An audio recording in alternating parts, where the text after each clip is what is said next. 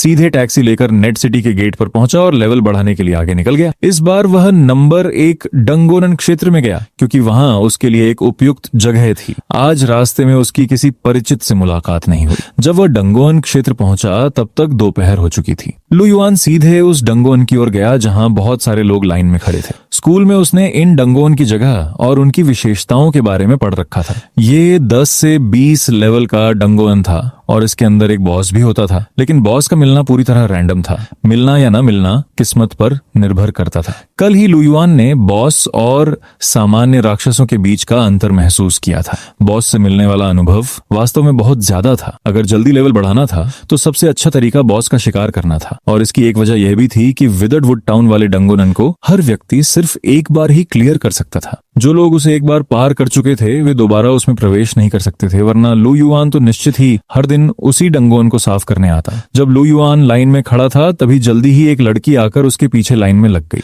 वह उम्र में भी शायद अभी अभी ग्रेजुएट हुई लग रही थी। उसका लेवल 10 था। वह पूरी तरह नाजुक और शांत स्वभाव की दिखती थी, मानो घर में पाली गई कोई नाजुक चिड़िया हो। जैसा उसने सोचा था, उसके आते ही थोड़ी देर बाद एक पुरुष और एक महिला भी पीछे आ गए। उन दोनों का लेवल 20 था, जो ठीक इसी डंगोन में प्रवेश करने की सीमा थी। लू युआन तुरंत समझ गया कि यह शायद किसी बड़े परिवार की बेटी थी जिसे यहाँ अभ्यास कराने लाया गया था। स्थिति समझने के बाद लू युआन ने इस पर और ध्यान नहीं दिया। वह चुपचाप लाइन में खड़ा रहा। काफी देर इंतजार करने के बाद आखिरकार उसके आगे वाला व्यक्ति अंदर चला गया। जब वह आगे बढ़ने ही वाला था तभी पीछे खड़ी लड़की ने उसे आवाज दी, सुनिए सहपाठी, क्या आप अकेले हैं? उसने उसकी उम्र अपने जैसी देखी थी, इसलिए उसने गलती से समझ लिया कि वह भी अभी अभी ग्रेजुएट हुआ छात्र है। हाँ, कोई समस्या है? लू युआन मुड़ा और पूछा। उसने तुरंत सिर हिलाकर कहा, कोई समस्या नहीं, मैं बस आपको अपनी टीम में शामिल होने का निमंत्रण देना चाहती हूँ। सहपाठी, क्या आप तैयार हैं? लू युआन ने पीछे खड़े दोनों लोगों की ओर देखा और पूछा, क्यों? लू युआन ये कभी नहीं मानता था कि इस दुनिया में कोई ऐसा भला इंसान होगा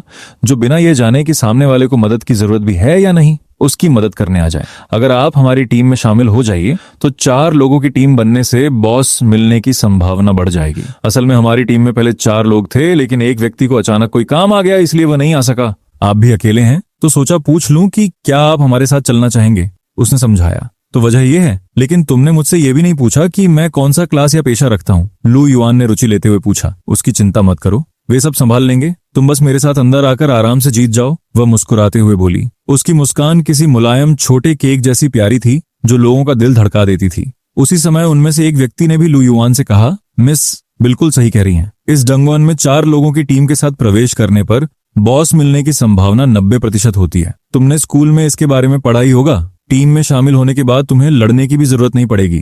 अनुभव सामान्य रूप से बांटा जाएगा, लेकिन बॉस से गिरने वाला सामान हमारा होगा। अगर यह मंजूर है तो शामिल हो जाओ। ठीक है, लेकिन टीम लीडर मुझे बनाना होगा, लू युआन ने कहा। टीम लीडर को कुल अनुभव का 50% मिलता था। बाकी लोग बचा हुआ आधा अनुभव आपस में बांटते थे।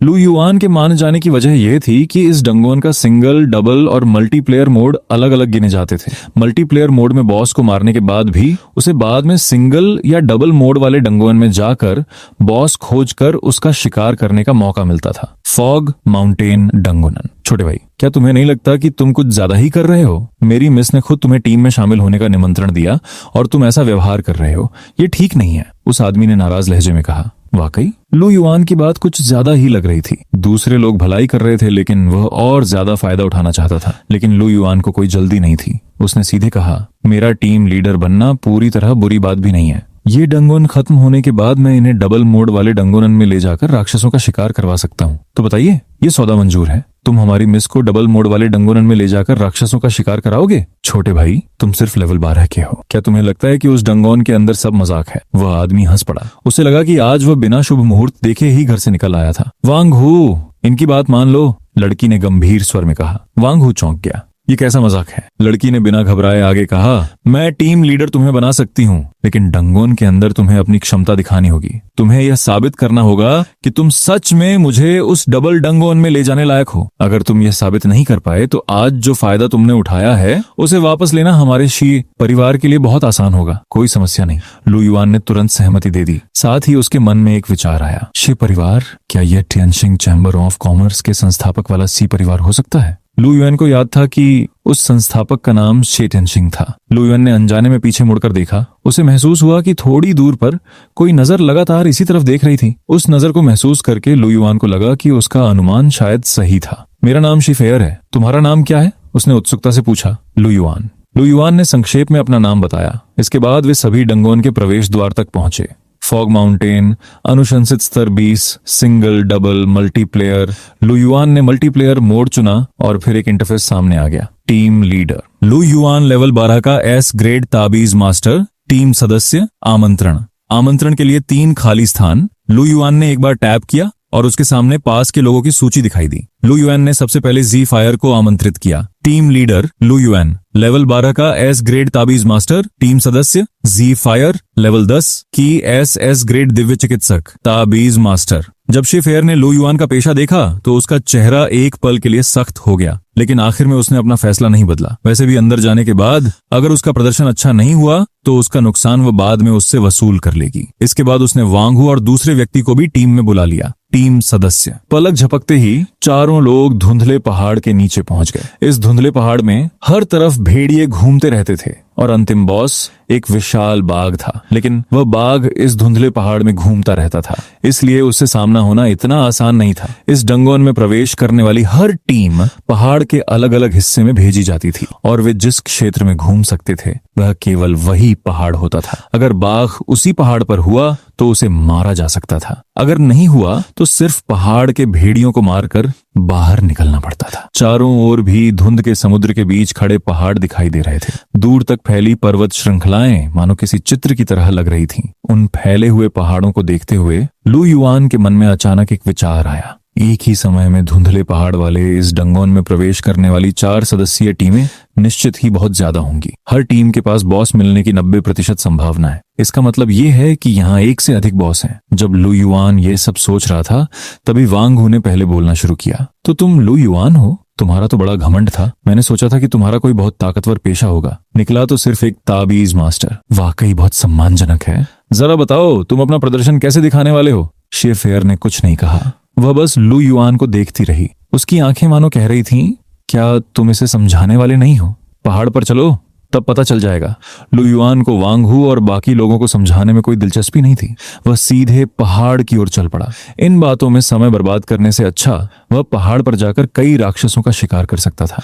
लू युआन को पूरे आत्मविश्वास के साथ आगे चलते देखकर शी फेयर के मन में अनायास एक विचार आया। क्या सचमुच उसके पास बहुत ताकत है? मिस, हमें भी ऊपर चलना चाहिए। जांग यू ने शे फायर को याद दिलाया। तीनों तेजी से उसके पीछे चल पड़े और लू युआन जैसे ही पहाड़ के अंदर लगभग 10 मीटर पहुंचा, उसने 2 काले भेड़ियों को अपनी ओर आते देखा। उन दोनों काले भेड़ियों के शरीर से काले खून जैसी धुंध निकल रही थी। वे बेहद अशुभ दिखाई दे रहे थे और उनका स्तर था लेवल 16। पहाड़ की तलहटी के राक्षस ही लेवल 16 के थे। ये देखकर लू युआन बहुत संतुष्ट हुआ। उसने समय बर्बाद नहीं किया। हाथ उठाते ही उसने 2 विस्फोटक ताबीज फेंक दिए जो सीधे उन काले भेड़ियों की ओर उड़ गए। धम धम 2 जोरदार धमाकों के साथ दोनों काले भेड़िए वहीं ढेर हो गए। लेवल 16 का काला भेड़िया मार गिराया। 30 अनुभव अंक प्राप्त हुए। लेवल 16 का काला भेड़िया मार गिराया। 30 अनुभव अंक प्राप्त हुए।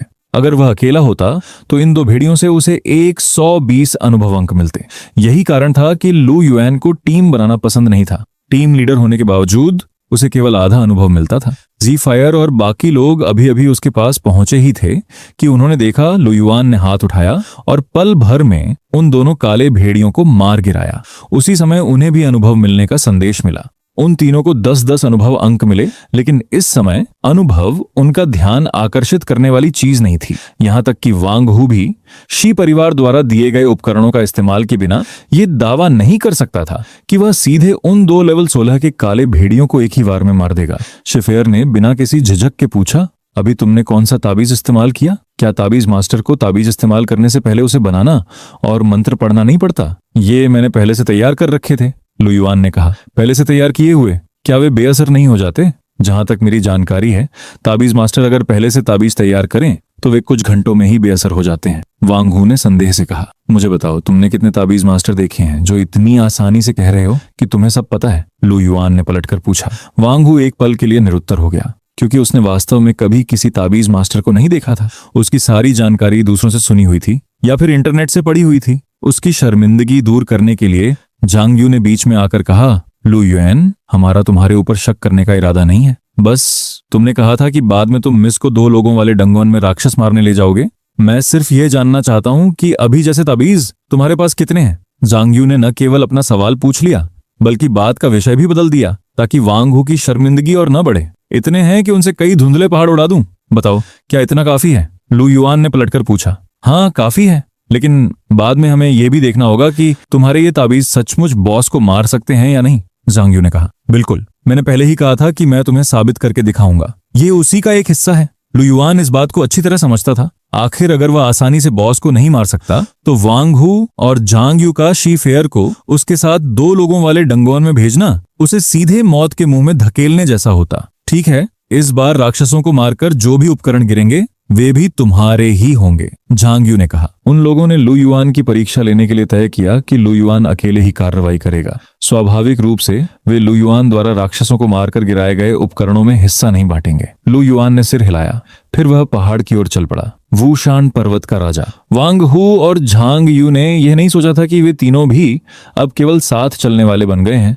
उन्हें बस लू युआन के पीछे पीछे चलते रहना था। रास्ते में आने वाले सभी राक्षस, चाहे वे लकड़ी के भेड़िए हों या अन्य राक्षस, लू युआन के विस्फोटक ताबीजों के सामने सब के सब राख बन गए। शुरुआत में वे लेवल 16 के थे, उसके बाद लेवल 17 और फिर लेवल 18 के राक्षस। वे पूरे रास्ते लड़ते हुए पहाड़ की आधी ऊंचाई तक पहुंच गए। तभी अचानक एक बाघ की दहाड़ सुनाई दी। उसकी दहाड़ पूरे जंगल में गूंज उठी। फिर तेज हवा का एक झोंका चला जिसने पहाड़ के कई पेड़ों को गिरा दिया। पल भर में एक विशाल बाघ लू युआन और बाकी लोगों के सामने आकर खड़ा हो गया। वह बाघ सामान्य बाघ से भी 2 गुना बड़ा था। जानवरों के राजा जैसी उसकी आभा वास्तव में लोगों का दम घोंट देने के लिए काफी थी। वह लू युआन और उसके साथियों को घूर रहा था, मानो उसके सामने खुद चलकर आया हुआ शिकार खड़ा हो। जाओ, लू युआन ने अपना हाथ आगे बढ़ाकर इशारा किया। एक के बाद एक ताबीज उस बाघ की ओर उड़ने लगे। लेवल 20 के बॉस का सामना करते हुए लू युआन ने बिल्कुल भी लापरवाही नहीं की। एक ही पल में हजारों विस्फोटक ताबीज उड़ गए। फिर उसने धीमी आवाज में कहा, फट जाओ। अगले ही क्षण भयंकर विस्फोट की गूंज सुनाई दी। वह बाघ बॉस पल भर में मांस के टुकड़ों में उड़ गया, लेकिन वह अभी भी पूरी तरह नहीं मरा था। वह गुस्से से लू युआन की ओर झपटा, लेकिन लू युआन समझ गया था कि वह अब आखिरी सांसें गिन रहा है। उसे रोकने की बिल्कुल जरूरत नहीं थी। वह दहाड़ते हुए आगे बढ़ा, लेकिन लू युआन से लगभग 2 मीटर दूर पहुंचकर जमीन पर गिर पड़ा। उसी समय बॉस को मारने की सूचना भी आ गई। सफलतापूर्वक वूशान पर्वत के राजा को मार दिया। 1000 अनुभव अंक प्राप्त हुए। बधाई हो, आप सफलतापूर्वक लेवल 13 पर पहुंच गए। 1000 अनुभव अंक मिलने के बाद पहले से जमा अनुभव के साथ लू युआन आखिरकार लेवल 13 पर पहुंच गया। उसने चुपचाप अपना स्टेटस पैनल खोला। लू युआन आयु 18 वर्ष, पेशा EX ग्रेड फू शी लेवल, 13 अनुभव, 210/3000 जीवन, 2600 शक्ति, 160 रक्षा, 160 फुर्ती, 160 जादुई शक्ति, 650 माना, 1300 ताबीज, विस्फोटक ताबीज, गति ताबीज, पीला ताबीज। अपने स्टेटस पैनल को देखकर लू युआन को अपनी विकास दर का लगभग अंदाजा हो गया। फिलहाल हर एक लेवल बढ़ने पर जीवन 200 बढ़ता है, शक्ति, रक्षा और फुर्ती 20-20 बढ़ती है, जादुई शक्ति 50 बढ़ती है और माना 100 बढ़ता है। तो जब वह लेवल 20 से 30 तक पहुंचेगा तब हर लेवल पर कितना बढ़ेगा, ये सोचकर उसे थोड़ा उत्साह होने लगा। ये एक्स ग्रेड पेशा सिर्फ विकास दर के मामले में ही सामान्य पेशों से बहुत बड़ा अंतर पैदा कर देता था। इसके बाद उसने वूशान पर्वत के राजा द्वारा गिराए गए उपकरण भी देखे। सिर्फ 2 ही उपकरण गिरे थे और वे भी केवल 2 उच्च स्तरीय उपकरण थे। लेवल 20 के उच्च स्तरीय उपकरणों में लू युआन की कोई रुचि नहीं थी। बाद में वह उन्हें सीधे टियन शिंग मर्चेंट गिल्ड को बेच देगा। वह मुड़ा तो उसने देखा कि जिए फियर और बाकी 2 लोग अब भी हैरानी से उसे देख रहे थे। लू युआन को बॉस मारे हुए कई मिनट बीत चुके थे, लेकिन वे अभी तक होश में नहीं आए थे। मुख्य कारण यह था कि आज उन्होंने जो कुछ देखा उसने उनकी पूरी दुनिया की सोच हिला दी थी। आखिरकार जब से पूरी दुनिया में पेशों का जागरण शुरू हुआ था तब से अब तक लगभग 300 साल बीत चुके थे। फू शी को बेकार पेशा मानने की धारणा लोगों के दिलों में गहराई से बैठ चुकी थी, लेकिन आज उन्होंने अपनी आंखों से देखा कि लू युआन ने उस धारणा को पूरी तरह तोड़ दिया। उनके दिलों का यह झटका इतनी आसानी से शांत होने वाला नहीं था। आखिर में वांग हू ने सबसे पहले हकलाते हुए कहा, भाई लू युआन, क्या तुम सच में खुशी हो? क्या तुम्हें लगता है कि टीम की जानकारी भी नकली हो सकती है? लू युआन ने पलटकर पूछा। वांग हू ने तुरंत सिर को ढोल की तरह तेजी से हिलाया।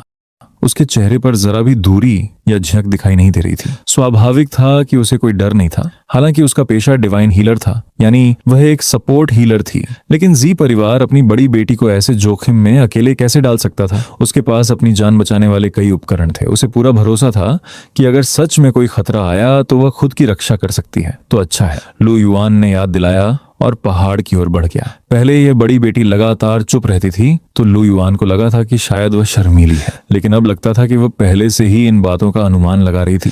ये महिला वास्तव में बहुत बुद्धिमान थी। लू युआन भी उसके साथ अकेले ज्यादा देर तक नहीं रहना चाहता था। बेहतर यही था कि जितनी जल्दी हो सके इस डंगोन को पूरा कर लिया जाए। पहाड़ पर चढ़ते समय लकड़ी के भेड़िए लगातार दिखाई देते रहे। लू युआन ने उन्हें बड़ी आसानी से मार डाला, जबकि जी फेयर पीछे पीछे चलते हुए लू युआन का हौसला बढ़ाती रही। जी फेयर पहले की तुलना में काफी ज्यादा चंचल हो गई थी। लू युआन भी नहीं जानता था कि किसकी किस्मत ज्यादा अच्छी थी, उसकी या शे फेयर की। जब वे पहाड़ की आधी ऊंचाई पर पहुंचे तो फिर वही दृश्य दोहराया गया। तेज तूफानी हवा चली। वुशान पर्वत का राजा फिर आ पहुंचा। लगभग बिल्कुल उसी जैसे वुशान पर्वत के राजा को देखकर लू युआन ने हाथ उठाया और विस्फोटक ताबीज उसकी ओर फेंक दिए। ताबीज फटे और वुशान पर्वत का राजा गिर पड़ा। सफलतापूर्वक लेवल 20 के वुशान पर्वत के राजा का वध किया। 1200 अनुभव अंक प्राप्त हुए। इन 1200 अनुभव अंकों के बाद लू युआन अब लेवल बढ़ाने से बस एक कदम दूर था। अब उसका अनुभव 2750 बटे 3000 तक पहुंच चुका था। उसने गिरा हुआ सामान जांच लिया। इस बार किस्मत काफी अच्छी थी। एक उच्च स्तरीय उपकरण और एक सर्वोत्तम गुणवत्ता का उपकरण मिला। अफसोस, वह सर्वोत्तम उपकरण एक लंबा भाला था जो स्पीयरमैन और नाइट के इस्तेमाल का था। लू युआन के किसी काम का नहीं था। चलो यहां से चलते हैं, लू युआन ने शी-फेयर से कहा। चलो एक दूसरे का संपर्क रख लेते हैं। आगे अगर कोई 2 व्यक्ति वाला डंगोन हुआ तो हम साथ में टीम बना सकते हैं, शी-फेयर ने कहा। 2 व्यक्ति वाला डंगोनन? ठीक है, लेकिन मेरी एक शर्त है। कहो। मेरा राज अपने तक ही रखना। 2 व्यक्ति वाले डंगोनन अभी भी काफी थे। अगर लू युआन उनमें जाना चाहता तो उसे किसी न किसी के साथ मिलकर जाना ही पड़ता। अगर किसी नए व्यक्ति को चुनता तो उसे फिर से सब कुछ समझाना पड़ता। ऐसे में शी-फेयर के साथ ही आगे क्यों न चलता रहे, कोई समस्या नहीं। शी-फेयर ने तुरंत खुशी से हामी भर दी। वह लू युआन का राज जानती थी, यानी वह बड़ी आसानी से बहुत बड़ी संख्या में विस्फोटक ताबीज बना सकता था। ऐसा राज अगर बाहर फैल गया तो लू युआन के लिए कोई फायदा नहीं होगा। ऐसा काम जिससे दूसरे का नुकसान हो और अपना कोई लाभ न हो, वह स्वाभाविक रूप से कभी नहीं करेगी। दोनों ने एक दूसरे के संपर्क जोड़ लिए। उसके बाद ही वे डंगोन से बाहर निकले। जब दोनों सफलतापूर्वक बाहर पहुंचे तो वांगहू और झांगयू भी तुरंत आगे आ गए। भाई लू, क्या बॉस मिला था? वांगहू ने उत्सुकता से पूछा। तुम्हारी मिस की अच्छी किस्मत की बदौलत मिल गया, लू युआन ने मुस्कुराते हुए कहा। बधाई हो। मिस को ये डंगोन पूरा कराने के लिए भाई लू का धन्यवाद करना चाहिए, वांगहू ने कहा। कोई बात नहीं, मुझे अभी डंगोनन करना जारी रखना है। लू युआन ने उनसे विदा ली और डंगोनन की ओर चल पड़ा। लू युआन के जाने के कुछ ही देर बाद दूर से एक अधेड़ उम्र का आदमी आया। उसे देखते ही वांगहू और झांगयू ने तुरंत अभिवादन किया। मिस्टर जेंग, झुग्गी बस्ती का एक लड़का जिसने एस ग्रेड फूशी पेशा जागृत किया। उसकी गर्लफ्रेंड ने एस ग्रेड वेपन मैज पेशा जागृत किया। जागरण वाले ही दिन पैसों के लिए उसने उससे ब्रेकअप कर लिया और लॉन्ग हाउ के साथ चली गई। मिस्टर जेंग ने आते ही सीधे शी-फेयर को लू युआन की पूरी स्थिति बता दी। जब लू युआन और शी-फेयर डंगोन के अंदर थे तब वांगहू और झांगयू उसे पहले ही लू युआन का नाम और उसका पेशा बता चुके थे। उसने बस थोड़ी सी जांच करवाई और स्वाभाविक रूप से सारी जानकारी आसानी से मिल गई। ऐसी भी बात थी, लगता है उसकी पिछली गर्लफ्रेंड की नजर ही अच्छी नहीं थी, शी-फेयर ने तिरस्कार से कहा। ऐसी औरत जो शुरुआत में साथ दे और बाद में छोड़कर चली जाए, उसी एक औरत होने के नाते वह भी उसे बिल्कुल पसंद नहीं करती थी। वाकई उसकी नजर अच्छी नहीं थी। इसके अलावा ऐसा भी लगता है कि लू युआन हमारे तियनशिंग मर्चेंट गिल्ड में भी गया था। यही वे 3 एपिक ग्रेड उपकरण हैं जिनका अभी प्रचार किया जा रहा है, मिस्टर जेंग ने आगे कहा। लगता है उसके पीछे कोई बड़ा विशेषज्ञ मार्गदर्शन कर रहा है। क्या सच में उसके पीछे कोई बड़ा विशेषज्ञ है? क्या किसी फूशी ने फूशी पेशे की कमजोरियों को दूर करने का तरीका खोज लिया है? शी-फेयर ने धीमी आवाज में कहा। लू युआन अकेले ही वुशान पर्वत में दाखिल हुआ। वह पूरे रास्ते राक्षसों का सफाया करता हुआ पहाड़ की चोटी तक पहुंच गया, लेकिन उसे बॉस नहीं मिला। आखिरकार उसे वुशान पर्वत छोड़ना पड़ा। जब वह बाहर निकला तब तक काफी देर हो चुकी थी, इसलिए वह सीधे घर लौट गया। आज वह सिर्फ लेवल 14 तक ही पहुंच सका। एक रात आराम करने के बाद अगले दिन लू युआन फिर दूसरे डंगोन में लेवल बढ़ाने चला गया। 2 डंगोनन पूरे करने के बाद लू युआन आखिरकार लेवल 15 पर पहुंच गया। बधाई हो, आप लेवल 15 पर पहुंच गए। आपको एक नया ताबीज प्राप्त हुआ, स्वर्गीय बिजली ताबीज। यह ताबीज आसमान से बिजली बुलाकर दुश्मन पर हमला करता है। दुष्ट प्राणियों और राक्षसी जीवों पर इसका विशेष प्रभाव पड़ता है, इसकी शक्ति दोगुनी हो जाती है। फिर से एक आक्रमण करने वाला ताबीज मिला और यह तो दुष्ट प्राणियों और राक्षसी जीवों के खिलाफ विशेष रूप से प्रभावी भी है। इन राक्षसों में ऐसे दुष्ट और राक्षसी जीवों की संख्या कम नहीं थी। लू युआन बेहद खुश हो गया। एक और शक्तिशाली तरीका मिल जाना उसके लिए बहुत अच्छी बात थी। अगर भविष्य में उसे कोई ऐसा दुश्मन मिला जिसे विस्फोटक ताबीज से हराया न जा सके तो वह स्वर्गीय बिजली ताबीज का इस्तेमाल करेगा। लू युआन ने पूरा दिन डंगोन पूरे किए, लेकिन बॉस न मिलने की वजह से वह फिर से लेवल नहीं बढ़ा सका। अगले दिन लू युआन ने फिर पहले कुछ एकल डंगोन पूरे किए। देखते ही देखते टियनचिंग मर्चेंट गिल्ड की नीलामी का दिन आ गया। नीलामी का समय रात 8 बजे था। आज लू युआन भी समय पर पहुंच गया। उसने आज नए कपड़े भी पहन रखे थे। हालांकि इन 3 दिनों में उसे पहले की तरह एपिक ग्रेड उपकरण नहीं मिले, लेकिन उच्च स्तरीय और सर्वोत्तम गुणवत्ता वाले उपकरण बेचकर उसने कई लाख नहीं बल्कि कई 10,000 कमा लिए थे। अब जब उसके पास पैसे थे तो स्वाभाविक था कि वह अपनी जीवन स्थिति भी बेहतर बनाए। इन 3 दिनों की ट्रेनिंग के बाद लू युआन सफलतापूर्वक लेवल 17 पर पहुंच चुका था। लू युआन टियनचिंग मर्चेंट गिल्ड के नीलामी भवन के बाहर पहुंचा। उसने देखा कि आज की नीलामी में आने वाले लोगों की संख्या सामान्य से कहीं ज्यादा थी। रास्ते भर वह लोगों को चर्चा करते हुए सुनता रहा। आज रात उन एपिक ग्रेड उपकरणों को आखिर कौन खरीदेगा? इतनी ज्यादा चर्चा देखकर लू युआन बहुत खुश हुआ। जितने ज्यादा लोग बोली लगाएंगे उसके लिए उतना ही अच्छा होगा। जल्द ही लू युआन मुख्य द्वार पर पहुंच गया, लेकिन जैसे ही वो वहां पहुंचा उसने 2 ऐसे लोगों को देखा जिन्हें देखकर उसकी आंखें चुभ गईं। वे कोई और नहीं बल्कि लॉन्ग हाओचे और लियू शुआंगजुआंग थे। इस समय लू युआन ने दोनों का लेवल भी देख लिया। लॉन्ग हाओचे लेवल 10, लियू शुआंगजुआंग लेवल 10। ये गति वाकई बहुत तेज मानी जाती थी, लेकिन इस रफ्तार से वे 1 महीने के भीतर लेवल 30 तक बिल्कुल नहीं पहुंच सकते थे। आखिर जैसे जैसे लेवल बढ़ता है वैसे वैसे लेवल बढ़ाना भी धीमा होता जाता है। इस समय दोनों अंदर जाने की तैयारी कर रहे थे, लेकिन लियू शुआंगजुआंग ने लू युआन को देख लिया। उसने हल्के से लॉन्ग हाओचन को कोहनी मारी। लॉन्ग हाओचन ने तुरंत मुड़कर लू युआन की ओर देखा। जल्द ही उसके चेहरे पर एक चमकदार मुस्कान आ गई। वह खुद चलकर लू युआन के पास आया। जो लोग नहीं जानते थे उन्हें तो यही लगता कि दोनों कई साल पुराने गहरे दोस्त हैं। लू युआन, क्या तुम गलत जगह आ गए हो? यहाँ क्या करने आए हो? कहीं ऐसा तो नहीं कि तुम नीलामी में जाकर कुछ खरीदना चाहते हो? उसकी आवाज में व्यंग्य इतना था कि हद ही हो गई। क्या बात है? क्या यंग मास्टर लॉन्ग यहाँ पार्ट टाइम चौकीदारी भी करते हैं, इसलिए हर आने जाने वाले से पूछताछ करनी पड़ती है? लू युआन ने व्यंग्य करते हुए कहा। लू युआन, हाओचे तुम्हारे भले के लिए कह रहा है। नीलामी में प्रवेश करने के लिए 100 लाख नकद संपत्ति का प्रमाण देना पड़ता है।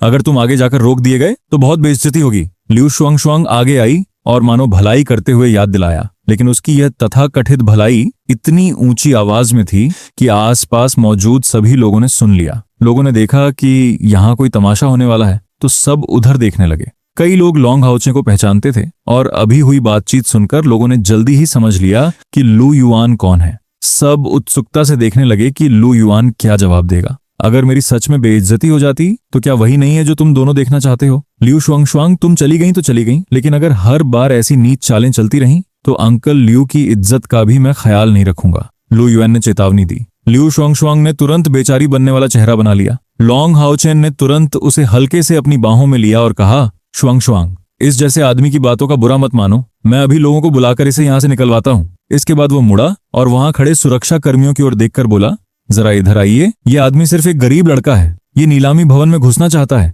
इसे यहाँ से बाहर निकाल दीजिए। उधर के सुरक्षा कर्मियों ने यह सुना और इस तरफ आ गए। लॉन्ग हाओचे लॉन्ग परिवार का युवा मालिक था। ये सुरक्षा कर्मी स्वाभाविक रूप से उसे पहचानते थे। लॉन्ग परिवार की प्रतिष्ठा का उन्हें सम्मान देना ही था। सुरक्षा कर्मी पास आकर लू युआन से बोले, सर, क्या आप नीलामी में प्रवेश करना चाहते हैं? हाँ। लू युआन ने सिर हिलाया। सर, बात ऐसी है कि नीलामी में प्रवेश करने के लिए वास्तव में संपत्ति का प्रमाण देना आवश्यक है। सुरक्षा कर्मी ने गंभीरता से कहा, आखिर अगर ऐसे लोगों को जो इतनी राशि नहीं दिखा सकते नीलामी में अंदर जाने दिया जाए और वे अंदर जाकर बिना वजह ऊंची ऊंची बोलियां लगाने लगे तो पूरी नीलामी में अव्यवस्था फैल जाएगी। तो क्या यह मेरे लिए प्रमाण के रूप में चलेगा? लू युआन ने अपनी जेब से वीआईपी कार्ड निकाला और सुरक्षा कर्मी के सामने बढ़ा दिया। जैसे ही सुरक्षा कर्मी ने वह वीआईपी कार्ड देखा वह तुरंत हैरान रह गया। वे यहाँ काम करते थे, इसलिए उन्होंने पहले भी दूसरे लोगों के वीआईपी कार्ड देखे थे। लू युआन का यह कार्ड पूरी तरह असली था। इसके नकली होने की जरा भी संभावना नहीं थी। इसके अलावा जू चेंग में आखिर टियनचिंग मर्चेंट गिल्ड का नकली कार्ड बनाने की हिम्मत किसकी हो सकती है? सुरक्षा कर्मी ने तुरंत झुककर माफी मांगी। सर, अभी मुझसे अभद्रता हो गई, कृपया मुझे क्षमा कर दीजिए। कोई बात नहीं, तुम तो बस अपना काम कर रहे थे, मैं समझ सकता हूँ। लू युआन ने यह कहते हुए मुड़कर लॉन्ग हाओचे और बाकी लोगों की ओर देखा। फिर बोला, लेकिन कुछ लोग तो यहाँ काम भी नहीं करते, पता नहीं उन्हें इतनी जल्दी किस बात की है। उसकी बात मत मानिए, वह तो झुग्गी बस्ती का एक गरीब लड़का है, उसके पास टियनशिंग मर्चेंट गिल्ड का वीआईपी कार्ड कैसे हो सकता है? लॉन्ग हाओचे को बिल्कुल विश्वास नहीं हुआ। वह अब भी चाहता था कि सुरक्षा कर्मी लू युआन को रोक दें। ये देखकर लियू शुआंग शुआंग भी घबरा गई। उसने भी सुरक्षा कर्मी से कहा, वो पहले मेरा पड़ोसी था, वह सच में झुग्गी बस्ती में ही बड़ा हुआ है, उसके पास टियनशिंग मर्चेंट गिल्ड का वीआईपी कार्ड होना असंभव है। मेरे हिसाब से अगर यह सच भी है तो भी ये कार्ड उसने कहीं से उठाया होगा। हो सकता है इस पर नाम भी उसी का ना हो। आप लोग चाहें तो इसका मिलान कर लीजिए। उन्हें इस तरह बौखलाया हुआ देखकर लू युआन को थोड़ी हंसी आ गई, लेकिन जैसे ही वह कुछ कहने वाला था, एक व्यक्ति वहां आया और ठंडी आवाज में बोला, मिस, आप कौन हैं? क्या अब आप हमारे टियनशिंग मर्चेंट गिल्ड का काम भी संभालेंगी? किसकी जांच करनी है और किसकी नहीं? क्या इसका फैसला हमारा टियनशिंग मर्चेंट गिल्ड खुद नहीं कर सकता? ये आवाज लू युआन को जानी पहचानी लगी। उसने उधर देखा, वह सचमुच वही थी, लेकिन आज उसने एक ड्रेस पहन रखी थी, साथ में सफेद स्टॉकिंग्स भी। वह पहले से भी ज्यादा प्यारी और आकर्षक लग रही थी। आने वाली और कोई नहीं बल्कि ज़ीफियर थी। उसके पीछे एक सूट पहने हुए अंगरक्षक भी खड़ा था। उस अंगरक्षक की ताकत देखकर ही लग रहा था कि वह बिल्कुल साधारण इंसान नहीं है। उसके चेहरे पर ठंडा और सख्त भाव था। लियू शुआंग शुआंग को तुरंत समझ आ गया कि यह टियनशिंग मर्चेंट गिल्ड की सदस्य है। यह ऐसी शख्सियत थी जिसे वह नाराज नहीं कर सकती थी। उसने तुरंत सफाई दी, मेरा वो मतलब नहीं था, मैं तो बस। उसकी बात पूरी होने से पहले ही शिफेर ने आगे कहा, तुम सिर्फ अमीरों को पसंद करती हो और गरीबों से नफरत करती हो। तुम्हें लगा कि वह तुम्हारा खर्च नहीं उठा सकता, इसलिए तुमने उससे रिश्ता तोड़ दिया, और अब भी तुम खुद को उसकी बचपन की दोस्त कहती हो, लेकिन तुम उसे कितना जानती हो? ये कहकर शिफेर लू युआन के पास आई और बोली, अगर तुम्हें आपत्ति न हो तो मैं अभी लोगों से कहकर इन दोनों का प्रवेश ही बंद करवा सकती हूँ। उसकी ये बात सुनते ही आसपास खड़े लोगों ने ठंडी सांस भर ली। यहाँ मौजूद लगभग सभी लोग शिफेर को पहचानते थे। वह टियनशिंग मर्चेंट गिल्ड की सबसे लाडली बेटी थी। अगर वह किसी को अंदर आने से रोकने की बात कहे तो वह सचमुच ऐसा कर सकती थी। लेकिन लोगों को सबसे ज्यादा हैरानी इस बात की थी कि वह लू युआन की मदद क्यों कर रही थी। क्या उसे लू युआन पसंद आ गया था, या फिर लू युआन में सचमुच कोई छिपी हुई क्षमता थी? इस समय लॉन्ग हाउचे का चेहरा पूरी तरह काला पड़ चुका था। उस समय स्कूल में वो लियू शुआंग शुआंग का पीछा करता था, लेकिन तब लियू शुआंग शुआंग लू युआन की गर्लफ्रेंड थी। अब जब लियू शुआंग शुआंग को लगा कि लू युआन में कोई भविष्य नहीं है, तो उसने अपना असली स्वभाव दिखा दिया और लॉन्ग हाउचेन के साथ हो गई। लॉन्ग हाउचेन को लगा था कि वह इसी बात का सहारा लेकर लू युआन के सामने शेख ही बघारेगा, लेकिन अब शिफेर न सिर्फ लू युआन को जानती थी, बल्कि सबके सामने उसका पक्ष भी ले रही थी। दोनों के बीच रिश्ता भी काफी अच्छा लग रहा था। ये याद रखना चाहिए कि शिफेर जैसी लड़की के बारे में लॉन्ग हाउचेन पहले कभी सपने देखने की भी हिम्मत नहीं करता था। इस पल उसे ऐसा लगा जैसे उसका सारा घमंड चुपचाप टूट गया हो। वह घबराकर लू युआन की ओर देखने लगा। अगर लू युआन ने सच में शिफेर से कह दिया कि उन्हें यहां से निकाल दिया जाए तो आगे क्या होगा, वह सोच भी नहीं पा रहा था। उसे सिर्फ इतना पता था कि आज घर लौटने पर उसे जरूर डांट पड़ेगी। शिफेर द्वारा दिए गए इस विकल्प पर लू युआन ने सिर हिलाते हुए कहा, रहने दो, वे तुम्हारे टियनशिंग मर्चेंट गिल्ड का व्यापार बढ़ाने ही आए हैं, मुझे इसकी जरूरत नहीं। लॉन्ग परिवार के पास तो बहुत पैसा है, और जो 3 उपकरण वह नीलामी के लिए लाया था उनमें से एक लियू शुआंग शुआंग के लिए बिल्कुल उपयुक्त था। लू युआन को विश्वास था कि लॉन्ग हाउचिन उसे हर कीमत पर खरीदने की कोशिश करेगा। ये बहुत बड़ी रकम थी। लू युआन इतना मूर्ख नहीं था कि इसे जाने देता। चूंकि मिस्टर लू इतने उदार हैं, तो इस बार यही बात खत्म करते हैं। मिस्टर लू, आइए साथ में अंदर चलते हैं। शिफेर ने लू युआन को साथ चलने का निमंत्रण दिया। इससे लोगों के मन में फिर तरह तरह के अजीब अनुमान पैदा होने लगे। कई लोग तो लू युआन से ईर्ष्या भी करने लगे। तो चलिए साथ चलते हैं। शिफेर ने उसकी इतनी मदद की थी, अब अगर वो मना करता तो यह उसकी बेइज्जती होती। वह शिफेर के साथ नीलामी भवन के मुख्य हॉल में चला गया। अंदर पहुंचकर लू युआन ने सच में समझा कि शान शौकत किसे कहते हैं। अंदर आने के बाद लू युआन ने शिफेर से कहा, मिस शिए, बहुत धन्यवाद। हालांकि अभी जो हुआ, अगर ज़ीफियर नहीं भी आती तो भी वह खुद उसे संभाल सकता था, लेकिन यह मानना पड़ेगा कि ज़ीफियर के आने के बाद लियू शुआंग शुआंग और लॉन्ग हाउचेन के चेहरों का रंग बदलते देख उसे बहुत मजा आया। हम तो टीममेट हैं, क्या इसके लिए भी धन्यवाद कहना जरूरी है? शिफेर ने मुस्कुराकर पूछा। लू युआन भी हल्के से मुस्कुराया और बोला, मैं पहले अपने वीआईपी कमरे में जाता हूँ, तुम्हारे भी शायद कुछ और काम होंगे। हाँ, उसने सिर हिलाया। उसे सच में कुछ और काम निपटाने थे। शिफेर के जाने के बाद लू युआन सीधे अपने वीआईपी कमरे की ओर चला गया। कमरे के बाहर पहुंचकर उसने अपना वीआईपी कार्ड स्वाइप किया और अंदर चला गया। जल्द ही एक कर्मचारी उसकी सेवा के लिए आया। उसका व्यवहार इतना अच्छा था कि लू युआन मन ही मन सोचने लगा, कोई हैरानी नहीं कि टियनशिंग मर्चेंट गिल्ड इतना बड़ा बन गया है। ऐसी सेवा मिले तो कौन प्रभावित नहीं होगा। लेकिन लू युआन यहाँ सिर्फ नीलामी देखने आया था। यहाँ बिकने वाले उपकरणों में उसे कोई खास रुचि नहीं थी। पहली बात, अभी उसके पास उतने पैसे नहीं थे। दूसरी बात, फूशी पेशे के उपकरण बहुत कम मिलते थे, और अगर कभी मिल भी गए तो जिन्हें दूसरे लोग प्राप्त कर सकते हैं उन्हें वो खुद भी हासिल कर सकता है। बेवजह इतना पैसा खर्च करने की कोई जरूरत नहीं थी। जब लू युआन अपने वीआईपी कमरे में नीलामी शुरू होने का इंतजार कर रहा था, तभी ज्यादा दूर नहीं, एक दूसरे वीआईपी कमरे में चेफेयर यहाँ आई और मुस्कुराते हुए अंदर चली गई। छिन दीदी, आप सचमुच आ गई? उस तलवार के लिए आई हो? वीआईपी कमरे के अंदर एक बेहद शालीन युवती बैठी हुई थी। वह बिल्कुल सीधी बैठी थी। उसे देखकर लगता था कि वह वीर और आत्मविश्वासी स्वभाव की है। वह शेफेर से काफी लंबी थी।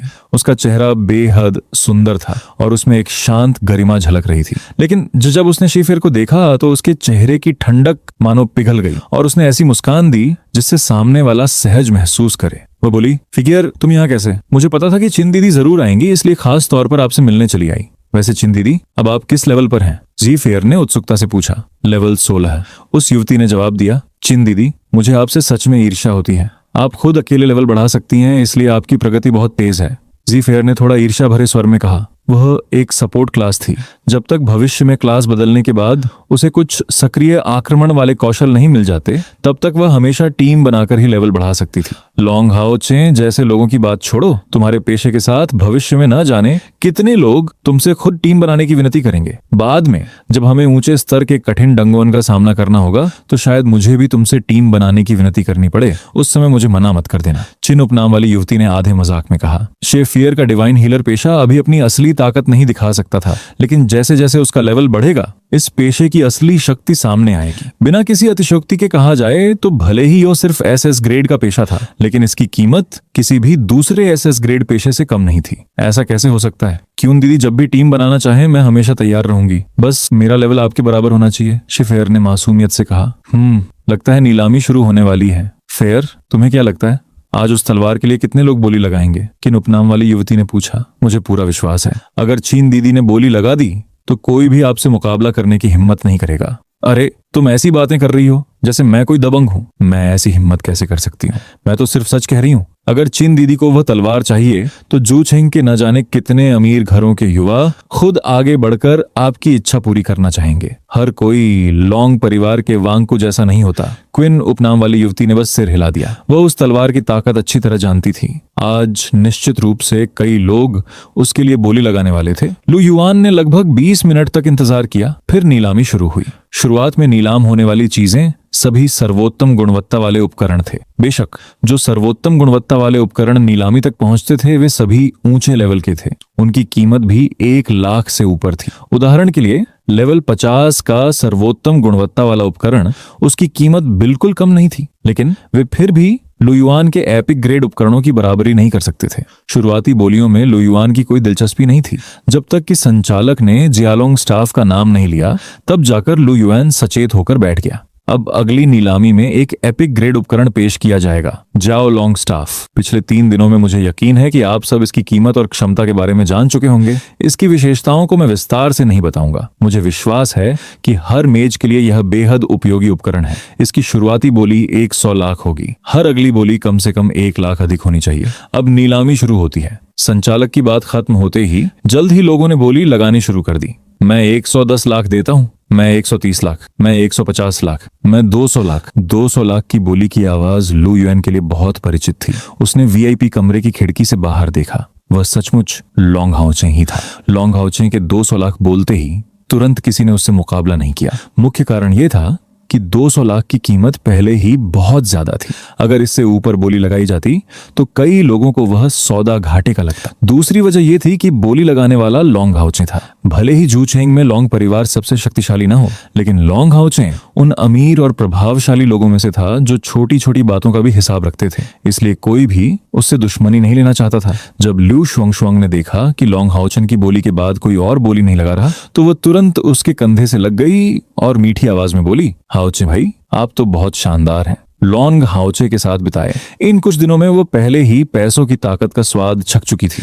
लेकिन इस समय वह फिर से लॉन्ग हाउचे की दरियादिली से प्रभावित हो गई। लॉन्ग हाउचे भी इस एहसास का पूरा आनंद ले रहा था। उसने गर्व से कहा, जब तुम मेरे साथ हो तो तुम्हें कभी निराश नहीं होना पड़ेगा। जो छैनक में तुम्हें जो भी चाहिए लॉन्ग परिवार उसे दिला सकता है, लेकिन आज रात तुम्हें भी पूरी मेहनत करनी होगी। ये कहते हुए उसने अपना हाथ लियू शुआंग शुआंग की कमर पर हल्के से 2 बार थपथपाया। आप अभी ना। लियू शुआंग शुआंग नाराज नहीं हुई, बस उसका चेहरा लाल हो गया और उसने शर्माते हुए धीरे से कहा। जब लू युआन ने देखा कि कोई और बोली नहीं लगा रहा तो वह मन ही मन हंस पड़ा। फिर उसने चुपचाप अपना नंबर उठाया और बोला, मैं 210 लाख देता हूँ। लू युआन की बोली सुनकर सब लोग चौंक गए। हर कोई सोचने लगा कि यह कौन सा बड़ा आदमी है। जब उन्होंने लू युआन के वीआईपी कमरे की दिशा में देखा तो सबको लगा कि किसी बड़े व्यक्ति ने बोली लगाई है। और जैसे ही लॉन्ग हाउचिन ने लू युआन की आवाज सुनी, उसका खून खौल उठा। जिस तरह लू युआन उसकी आवाज पहचान सकता था, उसी तरह वह भी लू युआन की आवाज पहचान गया। उसने बिना एक पल सोचे तुरंत बोली लगाई, मैं 250 लाख देता हूं। अगर कोई दूसरा उससे मुकाबला करता तो शायद वह सिर्फ 10 लाख और बढ़ाता, लेकिन यह लू युआन था। लू युआन के सामने वह किसी भी कीमत पर अपनी इज्जत नहीं खो सकता था। मैं 260 लाख देता हूं। लू युआन ने फिर बिल्कुल शांत स्वर में सिर्फ 10 लाख बढ़ा दिए। 300 लाख। लू युआन, अब भी हिम्मत है मेरे साथ बोली लगाने की। लॉन्ग हाउचन ने ऊंची बोली लगाते हुए लू युआन की तरफ गुस्से से चिल्लाकर कहा, लगता है लॉन्ग शाओ के पास सच में बहुत पैसे हैं। मैं हार मानता हूँ, ये जादुई छड़ी लॉन्ग शाओ को ही दे देता हूँ। लू युआन मुस्कुराते हुए बोला। वह निश्चित था कि अब वह और बोली नहीं लगाएगा। 2 मिलियन से कीमत बढ़ाकर 3 मिलियन तक पहुंचाना ही काफी था। अगर वह और बोली लगाता और कहीं लॉन्ग हाउचन रुक जाता तो नुकसान उसी का होता। असल में यह जादुई छड़ी 3 मिलियन की नहीं थी। इसकी अधिकतम कीमत 2.5 मिलियन से ज्यादा नहीं हो सकती थी। आखिर ये चाहे जितनी भी अच्छी हो, फिर भी ये केवल पहले जॉब ट्रांसफर से पहले इस्तेमाल होने वाला उपकरण था। जो लोग ताकतवर होते हैं उनके लिए पहला जॉब ट्रांसफर तो बस शुरुआत होती है, और जो ताकतवर नहीं है उनके हाथ में ये उपकरण भी अपना पूरा असर नहीं दिखा सकता। लू युआन, तुमने मुझे बेवकूफ बनाया। अब चाहे लॉन्ग हाउचे कितना भी मूर्ख क्यों ना हो, वह समझ गया कि लू युआन जानबूझकर कीमत बढ़ा रहा था। लू युआन यह उपकरण खरीद ही नहीं सकता था। अभी कुछ देर पहले ही उसका दिमाग गर्म हो गया था। आखिर एक टैलिस्मैन मास्टर इस जादुई छड़ी का क्या करेगा? क्या खरीद कर किसी और को देगा? लू युआन की आर्थिक स्थिति ऐसी नहीं थी कि वह 2 मिलियन से ज्यादा खर्च करके किसी को तोहफे में उपकरण दे सके, लेकिन अब उसे ये बात समझ आई। तब तक बहुत देर हो चुकी थी। मैंने तुम्हें कैसे बेवकूफ बनाया? क्या लॉन्ग शाओ दूसरों को बोली लगाने की इजाजत भी नहीं देगा? मुझे सच में ये जादुई छड़ी पसंद थी, लेकिन जब लॉन्ग शाओ इसे इतना चाहता है और 3 मिलियन तक बोली लगा चुका है, तो अगर मैं अब भी पीछे न हटूं तो ये उसकी बेइज्जती होगी। लू युआन की बातें सुनने में बिल्कुल सही लग रही थीं, लेकिन वहां मौजूद हर व्यक्ति उसकी बातों में छिपे व्यंग्य को साफ महसूस कर सकता था। बहुत अच्छा। लॉन्ग हाउचे दांत पीसते हुए लू युआन को घूरने लगा।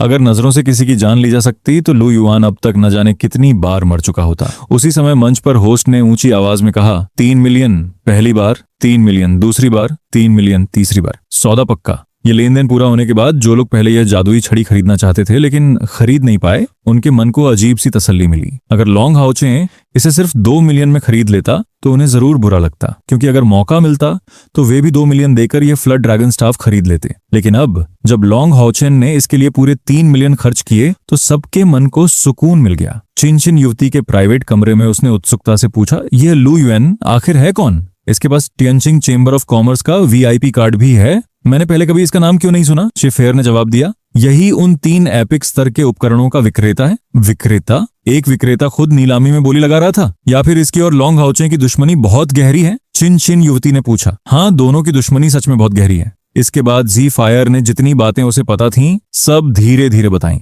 सब सुनने के बाद चिन युवती बोली, फायर, ऐसा लगता है तुम्हें उसमें काफी दिलचस्पी है। ऐसी कोई बात है? नहीं तो? जी फेयर ने सिर हिलाकर तुरंत इनकार कर दिया। चिन युवती मुस्कुराकर बोली, तुम्हारे चेहरे पर तो सब लिखा हुआ है। जी फेयर ने कहा, असल में कुछ खास नहीं, बस उसने एक बार मुझे डंजन क्लियर करवाया था, उसी के बाद हमारी पहचान हुई। उसने तुम्हें डंजन क्लियर करवाया? क्या वह टैलिस्मैन मास्टर नहीं है? हाँ, लेकिन उसने पहले से बहुत सारे टैलिस्मैन्स जमा कर रखे थे। पूरे रास्ते उन्हीं टैलिस्मैन्स का इस्तेमाल करते हुए आगे बढ़ा और सब कुछ काफी आसान रहा। छोड़ो, अब ये बात रहने दो। अभी फ्लड ड्रैगन सोर्ड की नीलामी शुरू होने वाली है, कहीं तुम्हारा ध्यान ही न छूट जाए। शिफायर ने बात बदल दी। उसने लू युआन से उसका राज छिपाने का वादा किया था, इसलिए वह लू युआन की असली स्थिति नहीं बता सकती थी, लेकिन वह जानती थी कि उसकी ये अच्छी दोस्त बहुत समझदार है। अगर बात आगे बढ़ी तो वह जरूर कुछ न कुछ समझ जाएगी। उसी समय मंच पर मौजूद होस्ट ने दूसरी वस्तु की नीलामी शुरू कर दी। अब अगली एपिक स्तर की वस्तु है फ्लड ड्रैगन सोर्ड। इस तलवार के बारे में मुझे ज्यादा कुछ कहने की जरूरत नहीं है, हालांकि इसमें कोई सक्रिय कौशल नहीं है,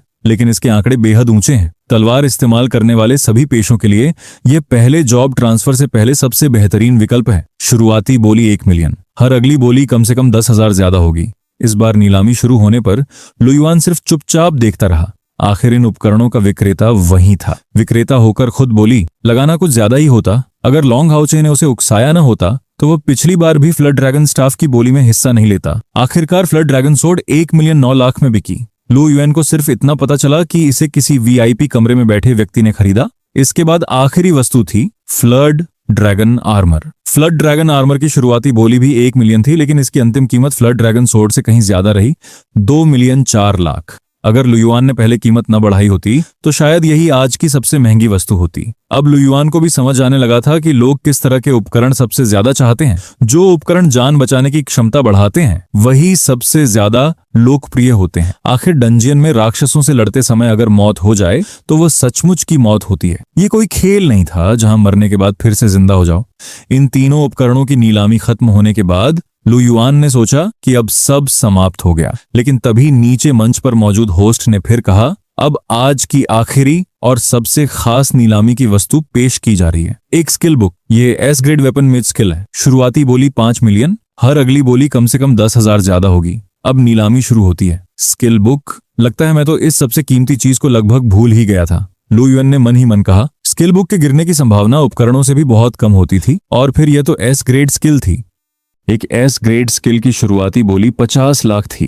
ये बिल्कुल भी महंगी नहीं थी, क्योंकि एक एस ग्रेड स्किल किसी इंसान की किस्मत बदल सकती थी। जो जॉब चेंज मिशन पहले पूरा नहीं हो सकता था, एस ग्रेड स्किल मिलने के बाद शायद उसे पूरा किया जा सकता था। बहुत जल्दी नीचे पागलों जैसी बोली लगनी शुरू हो गई।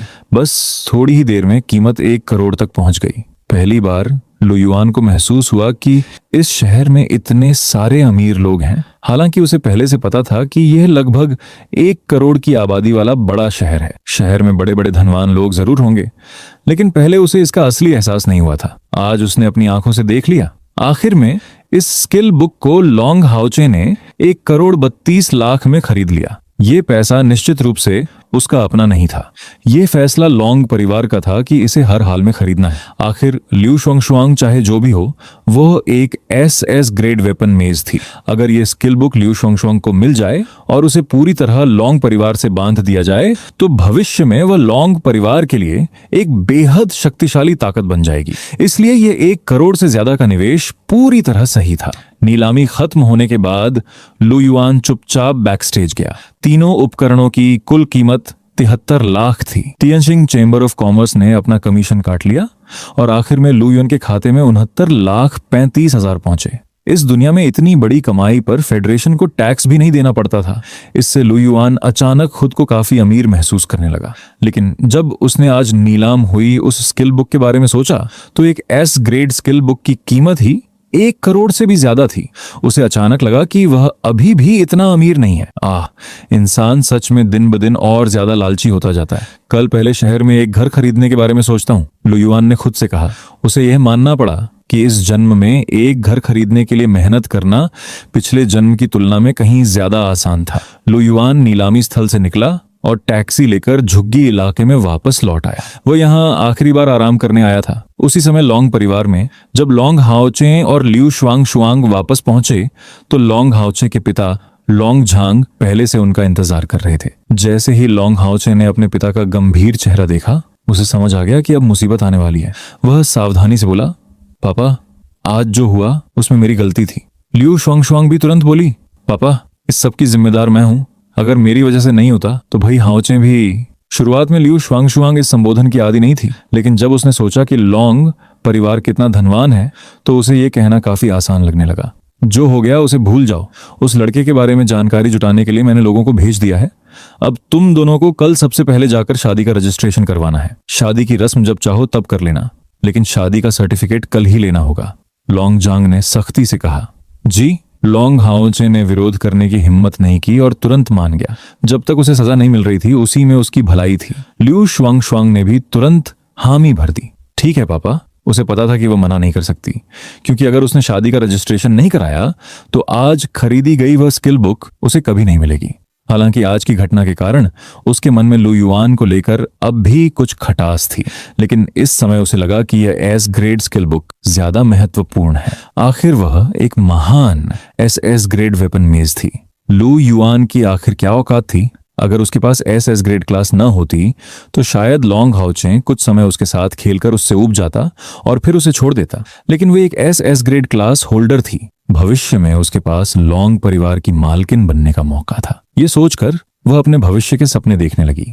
जहां तक लू युआन की बात है, शायद कई साल बाद जब दोनों फिर मिलेंगे तो उनके बीच का अंतर आसमान और जमीन जैसा होगा। नहीं, इतने साल भी नहीं लगेंगे। जब स्कूल की प्रतियोगिता शुरू होगी तभी उसे हमारे बीच का अंतर समझ आ जाएगा, लिू शुआंग ने मन ही मन सोचा। असल में आज लू युआन ने अपना लेवल छिपाया नहीं था, लेकिन लिू शुआंग और लॉन्ग हाउचेन दोनों सिर्फ लेवल 10 के प्रोफेशनल थे, इसलिए वे लू युआन का असली लेवल देख ही नहीं सके और स्वाभाविक रूप से उसे अब भी बिना लेवल बढ़ाए हुए एक निकम्मा समझते रहे। लू युआन उस रात बहुत चैन से सोया। अगली सुबह होते ही वह सीधे शहर में घर खरीदने चला गया। उसकी कोई खास मांग नहीं थी, बस रहने लायक एक ठीक ठाक घर चाहिए था। आखिर में उसने शहर के पूर्वी इलाके की शेंगशी जयवान नाम की सोसाइटी में एक घर खरीदा। उसकी कीमत 15 लाख थी। घर पहले से पूरी तरह सजा हुआ था, वह सीधे उसमें रहने जा सकता था। उसने ऐसा इसलिए चुना क्योंकि लू युआन को नहीं लगता था कि यही उसका आखिरी घर होगा। ये तो सिर्फ उसकी नई शुरुआत थी, इसलिए उसे ज्यादा दिखावे की जरूरत नहीं थी। उसे जल्दी से ये सारे काम निपटाने थे ताकि वह फिर से और ताकतवर बनने निकल सके। इस दुनिया में ताकत ही सबसे बड़ा सच थी। रिकॉर्ड तोड़कर डंगोन क्लियर करना, नए घर में शिफ्ट होना और रोजमर्रा की सारी जरूरत का सामान खरीदना, इसी तरह पूरा दिन निकल गया। अगले दिन लू युआन फिर से लेवल बढ़ाने निकल पड़ा। उसने पहले की तरह फिर अकेले वाले डंगोन को चुना। पूरा दिन लेवल बढ़ाने के बाद वह लेवल 18 तक पहुंच गया। घर लौटते समय बस में बैठे हुए लू युआन को अचानक शी फेयर का संदेश मिला। लू युआन, तुमने लगभग सारे सोलो डंगोन तो क्लियर कर ही लिए होंगे, है ना? कल डुओ डंगोनन करने चलते हैं। ठीक है, कल सुबह 10 बजे नंबर 2 डंगोनन एरिया में मिलते हैं। लू युआन ने हामी भरने के बाद जल्दी ही समय तय कर लिया, कल मिलते हैं। घर लौटने के बाद लू युआन ने थोड़ा समय निकालकर नंबर 2 डंगोनन एरिया के डुओ पार्टी वाले डंगोनों की स्थिति देखी। हालांकि स्कूल में पहले ही इन डंगोनों के बारे में पढ़ाया जा चुका था, लेकिन अब दोबारा देखकर भी कुछ छूटने से बचा जा सकता था और हो सकता है कि हाल ही में उनमें कुछ नए बदलाव भी आए हों। नजर डालने में कोई नुकसान नहीं था, लेकिन इस बार देखने पर लू युआन को सच में कुछ नया मिला। नंबर 2 डंगोनन एरिया में पहले से एक डू डेमन हंटिंग डंगोनन था, जिसके अंदर एक जुड़वा मॉन्स्टर था। वो लेवल 20 का एक डेमन वुल्फ था। पहले लोग बस टीम बनाकर उसके अंदर जाकर उसका शिकार कर सकते थे, लेकिन अब अंदर जाने से पहले एक ट्रायल पूरा करना पड़ता था। ट्रायल का नियम भी बहुत सरल था, यानी लड़ाई। मॉन्स्टर लगातार आते रहते थे, एक वेव के बाद दूसरी वेव। सिर्फ 9 वेव के मॉन्स्टर मारने के बाद ही जुड़वा डेमन वुल्फ का सामना किया जा सकता था। इस म्यूटेशन के बाद इस डुओ डंगोन को कोई भी क्लियर नहीं कर पाया था। नहीं, सही कहें तो कल से पहले तक कोई भी इसे क्लियर नहीं कर पाया था। कल आखिरकार किसी ने इस डंगोन को क्लियर कर लिया। क्लियर करने का समय 32 मिनट 43 सेकंड था। जो डंगोनन क्लियर टाइम रिकॉर्ड करते हैं, ऐसे डंगोनों में अनुभव अंक भी बहुत ज्यादा मिलते हैं। उसे उम्मीद नहीं थी कि लेवल 20 से नीचे भी ऐसा डंगोनन मौजूद होगा। लू युआन ये सोचकर हैरान रह गया, क्योंकि उसकी जानकारी के अनुसार इस तरह के डंगोनन कम से कम लेवल 20 या उससे ऊपर के होते थे, लेकिन अब लेवल 20 से नीचे भी ऐसा डंगोनन दिखाई दे रहा था। शायद इस दुनिया पर आक्रमण और गहरा हो गया था। वह इस बात की पुष्टि नहीं कर सकता था, लेकिन फिलहाल उसके लिए यह अच्छी बात थी। कल जिसने ये डंगोन क्लियर किया था, पता नहीं वो कौन था। कल जाकर देखते हैं। लू युआन को भी उस रिकॉर्ड बनाने वाले व्यक्ति के बारे में थोड़ी जिज्ञासा थी। अगले दिन नंबर 2 डंगोनन एरिया में जब लू युआन वहां पहुंचा तो उसने देखा कि शी फेयर पहले से उसका इंतजार कर रही थी।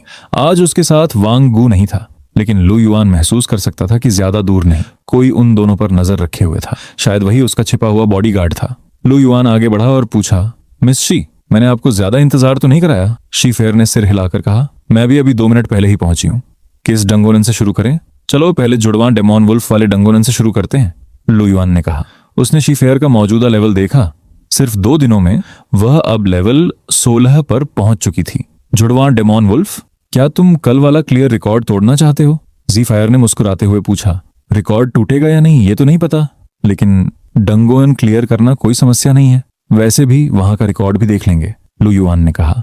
मुझे यकीन है कि तुम वो रिकॉर्ड तोड़ सकते हो। शी फेयर को पूरा भरोसा था, क्योंकि उसने अपनी आंखों से लू युआन के विस्फोटक ताबीजों की ताकत देखी थी। इतने सारे विस्फोटक ताबीज और उन्हें पल भर में इस्तेमाल करने की क्षमता। ऐसे लो लेवल डंगोनों में लु युआन पूरी तरह से अजय था। उसकी नजर में अगर किसी लो लेवल डंगोन का मॉन्स्टर लु युआन का मुकाबला कर सकता था तो सिर्फ तभी जब वह विस्फोट से पूरी तरह प्रतिरक्षित हो। आखिर उसकी जानकारी में ताबीजों में भी बस यही एक तरह का ताबीज था। जुड़वान, डेमॉन, वुल्फ, डंगोनन के बाहर कोई कतार नहीं थी, इसलिए दोनों आसानी से वहां पहुंच गए। डंगोनन के प्रवेश द्वार पर पहुंचते ही वहां क्लियर रिकॉर्ड दिखाई दे रहा था। क्लियर रिकॉर्ड चिनचियुए चिनशुआंग 32 मिनट 43 सेकंड। दूसरा स्थान अभी कोई नहीं, चिनचियुए, चिनशुआंग। ये दोनों नाम देखकर लु युआन हल्का सा भौहें सिकोड़ने लगा। जुचेंग में किन उपनाम वाले लोग, क्या वही सिटी लॉर्ड का परिवार नहीं था? फेडरेशन में हर शहर का सिटी लॉर्ड लगभग किसी प्रांत के शासक जितना प्रभावशाली माना जाता था। अगर ये दोनों सिटी लॉर्ड के परिवार से थे तो फिर सब कुछ समझ में आता था।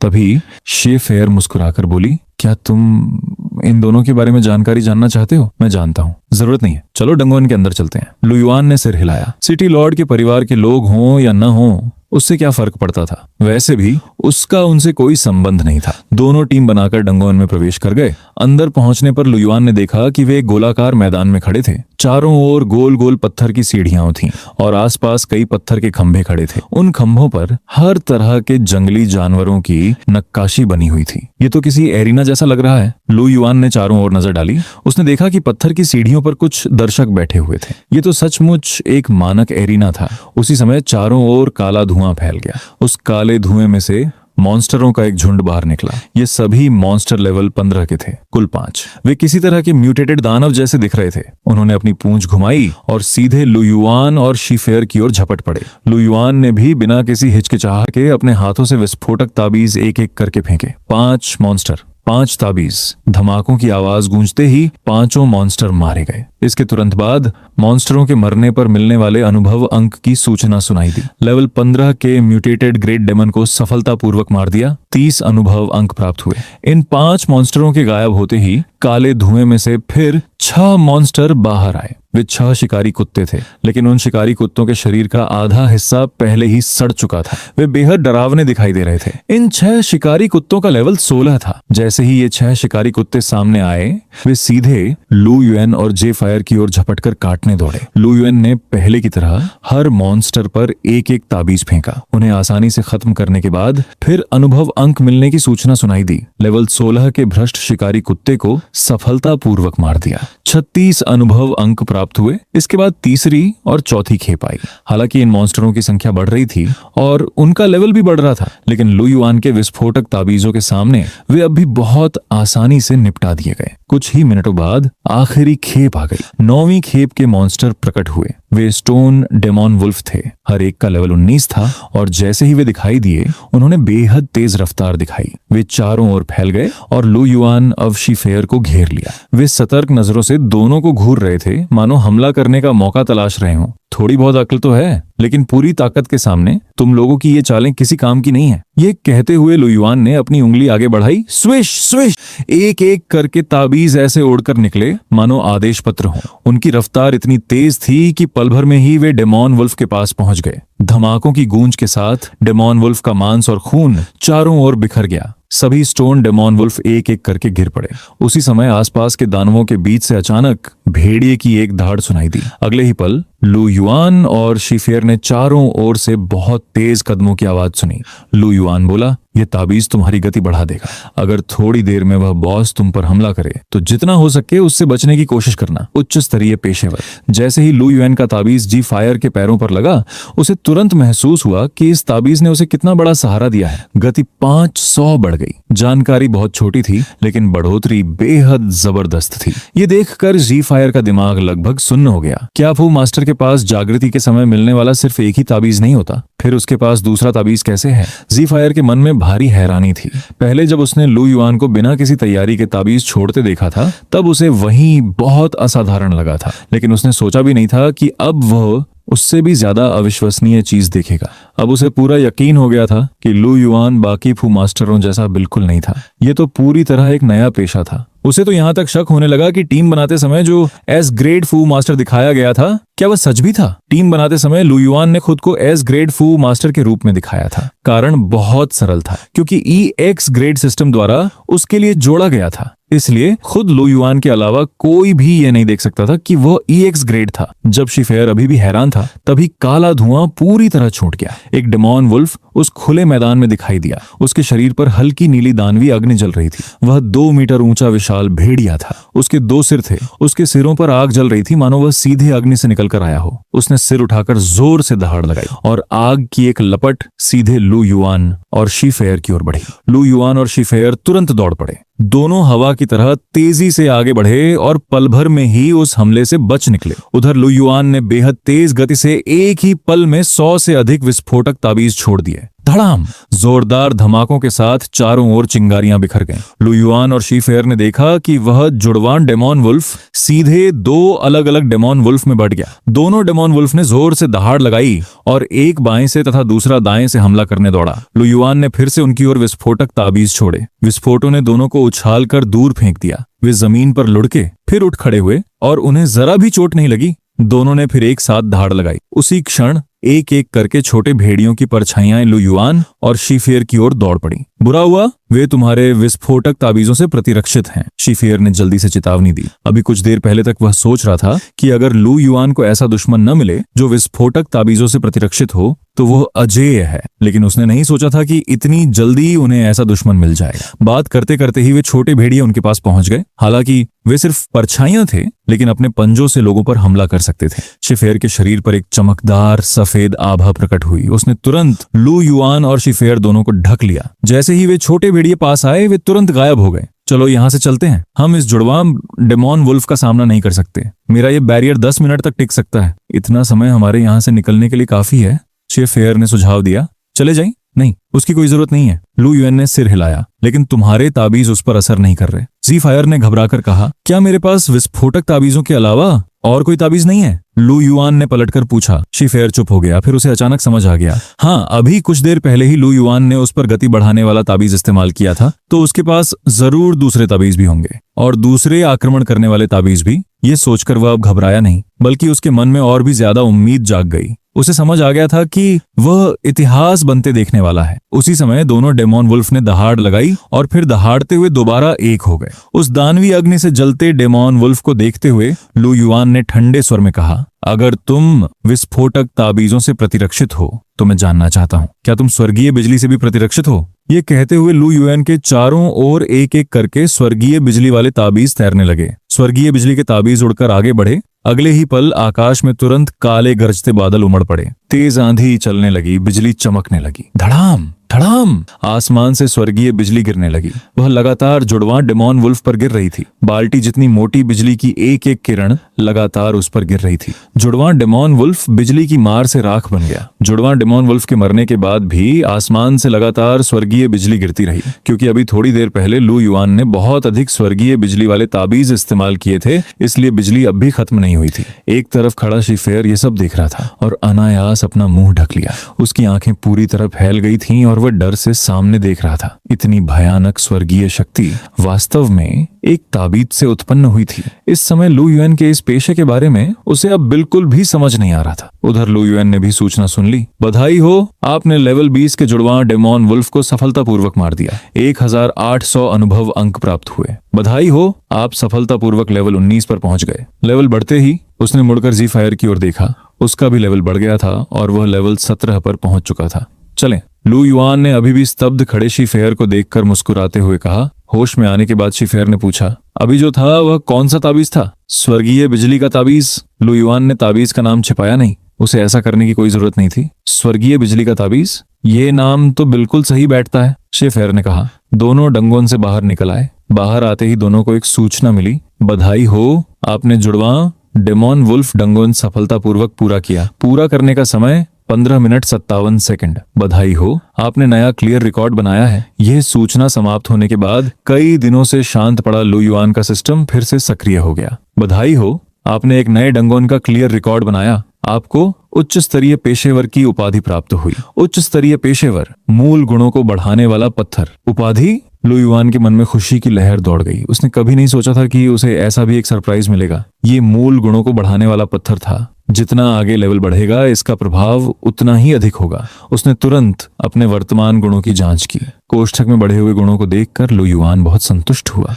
हालांकि अभी बढ़ोतरी ज्यादा नहीं थी, लेकिन ये एक लेवल बढ़ने से मिलने वाले गुणों से कहीं बेहतर थी। उधर जी फायर बेहद उत्साहित होकर लू युआन से बोला, हमने सच में रिकॉर्ड तोड़ दिया। घर लौटकर मैं ये बात जरूर सिस्टर चिन को बताऊंगा। उसका उत्साहित चेहरा ऐसा लग रहा था मानो वो तुरंत जाकर ये बात सबको बताना चाहता हो। जी फायर की ये बात सुनकर लू युआन समझ गया कि उसका चिन शियुए से अच्छा संबंध होगा। उसे इसमें कोई हैरानी नहीं हुई। आखिर बड़े परिवारों के बच्चे एक दूसरे को जानते ही हैं। हाँ, रिकॉर्ड टूट गया। लू युआन ने सिर हिलाया। इस समय उसने उसका उत्साह कम नहीं किया। लू युआन, अब हम किस डंगोन में जाएं? शीफेयर ने पूछा। कोई भी चलेगा, बाकी डंगोनों में ज्यादा अंतर नहीं है, लू युआन ने कहा। बाकी डंगोनों का अनुभव जुड़वा डेमोन वुल्फ जितना पता ही नहीं चला और वे आखिरी डंगोन तक पहुंच गए। जब लू युआन ने इस डंगोनन के आखिरी मॉन्स्टर को मार गिराया, तभी उसे आखिरकार लेवल बढ़ने की सूचना सुनाई दी। लेवल 20 के हॉलिंग मॉन्स्टर को सफलतापूर्वक मार दिया।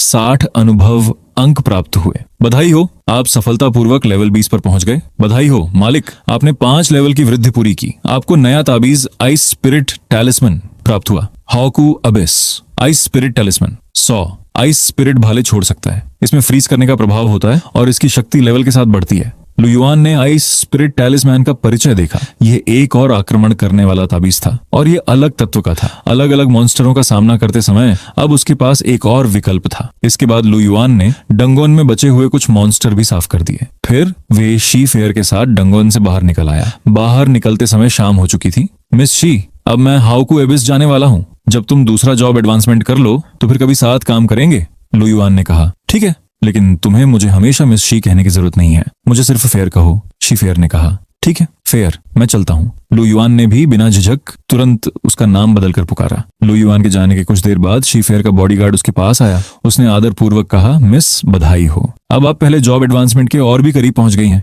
बस उम्मीद है कि पहला जॉब एडवांसमेंट करने के बाद हम दादाजी का इलाज कर पाएंगे। शेफेयर ने धीरे से कहा, जरूर होगा। एक दिन लू युआन सीधे नंबर 5 डंगोन एरिया पहुंचा। यहीं प्रसिद्ध हाउकू एबिस था। हाउकू एबिस को पहले जॉब एडवांसमेंट से पहले लेवल बढ़ाने के लिए सबसे उपयुक्त स्थान माना जाता था। बेशक शर्त यह थी कि तुम्हारी ताकत पर्याप्त हो। इस डंगोन में प्रवेश की सीमा लेवल 20 से 30 तक थी। पहले लू युआन के पास भले ही लेवल 20 से अधिक की ताकत थी, लेकिन वह इसके अंदर प्रवेश नहीं कर सकता था। अब जब वह लेवल 20 पर पहुंच गया था तो वह तुरंत यहाँ आ सकता था। हाउकू एबिस में मॉन्स्टरों की संख्या बहुत अधिक थी और यहाँ बार बार प्रवेश किया जा सकता था। ये उन डंगोनों जैसा नहीं था जिन्हें लू युआन पहले साफ करता था। उन्हें एक बार पूरा करने के बाद फिर दोबारा प्रवेश नहीं किया जा सकता था। बेशक हाउकू एबिस का खतरा दूसरे सभी डंगोनों से कहीं अधिक था। हर साल न जाने कितने लोग हाउकू एबिस में अपनी जान गंवा देते थे। लू युआन यहाँ पहुंचा। हाउकू एबिस के बाहर बिल्कुल भी कतार नहीं थी। लू युआन सीधे यहाँ आया और अकेले ही अंदर प्रवेश कर गया। जैसे ही वह डंगोन के भीतर पहुंचा, उसने पाया कि वह एक विशाल घाटी में खड़ा था। ये घाटी लगातार नीचे की ओर जाती थी। घाटी के दोनों किनारों पर कुछ विचित्र सड़े हुए कीचड़ जैसे मॉन्स्टर रेंग रहे थे। ये सभी सड़े हुए कीचड़ वाले मॉन्स्टर लेवल 20 के थे। वे जमीन पर ढेर बनाकर रेंग रहे थे। वे बिल्कुल मल जैसे दिखाई देते थे। उनके शरीर से सड़ी हुई बदबू निकल रही थी जिससे घिन आती थी। उन्हें देखकर ऐसा लगता था कि वे बहुत धीरे धीरे रेंग रहे हैं और उनमें कोई खतरा नहीं। लेकिन जैसे ही कोई उनके पास जाता, वे संक्षारक तरल उगल देते। यहाँ तक कि कुछ म्यूटेटेड रूप धातु के भाले भी छोड़ते थे। लेकिन लू युआन के लिए यह बहुत आसान था। उसने सीधे विस्फोटक ताबीजों से रास्ता साफ करना शुरू कर दिया। धमाकों की आवाज के साथ लगातार सूचनाएं सुनाई देने लगी। लेवल 20 के सड़े हुए कीचड़ मॉन्स्टर को सफलतापूर्वक मार दिया।